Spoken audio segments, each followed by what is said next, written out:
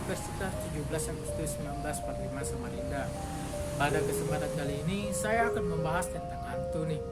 Kalian pernah dengar gak sih kalau hantu di setiap budaya atau negara itu berbeda-beda? Kira-kira ada yang tahu kenapa? Nah, sebelum kita membahas ini, kita harus mengetahui dulu hantu itu apa sih. Jadi, menurut Wikipedia, hantu secara umum merujuk kepada roh atau arwah yang meninggalkan badan karena kematian. Definisi dari hantu pada umumnya berbeda untuk setiap agama, peradaban maupun adat istiadat. Dalam banyak kebudayaan, hantu tidak didefinisikan sebagai zat yang baik maupun jahat. Sebutan setan, iblis, genderuwo, dan sebagainya lebih umum digunakan untuk merujuk kepada hantu yang jahat. Dan ini semuanya balik lagi pada kepercayaan teman-teman semuanya. Apakah teman-teman percaya atau tidak pada makhluk supranatural? Oke, balik lagi ke pertanyaan awal. Kenapa hantu di setiap budaya atau negara bisa berbeda-beda? Contohnya gini, Indonesia terkenal dengan pocong, kuntilanak, genderuwo, tuyul. Sedangkan di luar negeri seperti Jepang, Amerika, Thailand, dan China tidak ada pocong dan kawan-kawannya. Malahan di Jepang adanya sadako dan di Thailand adanya mainan. Jadi hal ini disebabkan oleh beberapa faktor teman-teman. Yang pertama adalah karena sugesti. Sugesti adalah proses psikologis di mana seseorang memimpin pikiran, perasaan, atau perilaku mereka. Contohnya, ketika kalian sedang takut, apa yang dipikirkan kalian itu yang kalian lihat.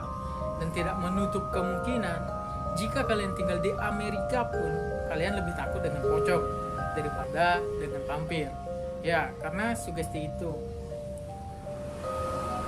Mungkin contoh lainnya gini teman-teman. Ketika kita kecil, kita sudah diajarkan dan didoktrin akan keyakinan jenis-jenis makhluk tersebut akan bentuknya seperti ini, seperti itu. Gimana? Nah, misalkan gini, waktu kecil kita seringkali mendengar cerita-cerita dan kita sudah didoktrin kalau misalnya ada pohon beringin besar, itu berarti adanya genderuwo. Terus kalau uang kita hilang sedikit saja, itu bisa dikaitkan dengan adanya tuyul. Terus di kuburan itu identik dengan pocong. Jadi dari kecil kita sering mendengar cerita-cerita tersebut, sehingga tersugestilah dalam otak atau pikiran kita, sehingga itu menjadi doktrin kita tiap hari. Dimanapun kita berada, saya yakin ketika lewat kuburan pasti akan timbul pikiran adanya pocong. Dan mungkin itu juga yang terjadi pada budaya atau negara-negara lainnya seperti China, Jepang, Thailand, dan Amerika. Fenomena hantu sudah terjadi sejak zaman dahulu kala, dan orang terdahulu sudah memiliki gambaran tentang bentuk hantu.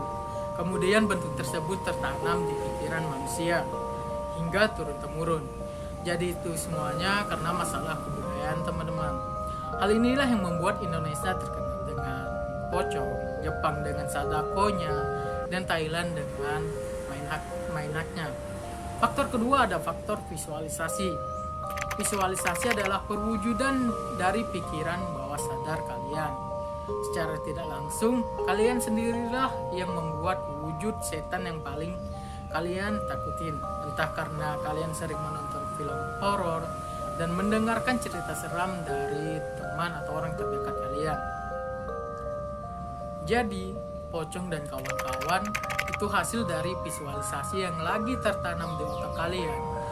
Coba saja orang terdahulu menggambarkan bentuk hantu yang lucu. Mungkin menyenangkan, bukan?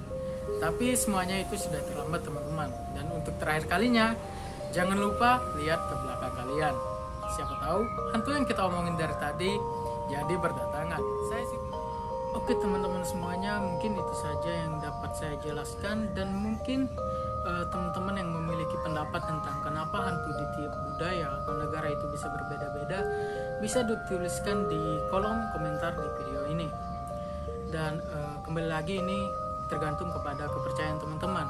Apakah teman-teman mempercayai adanya makhluk supranatural seperti jin, setan, hantu, dan lain-lain?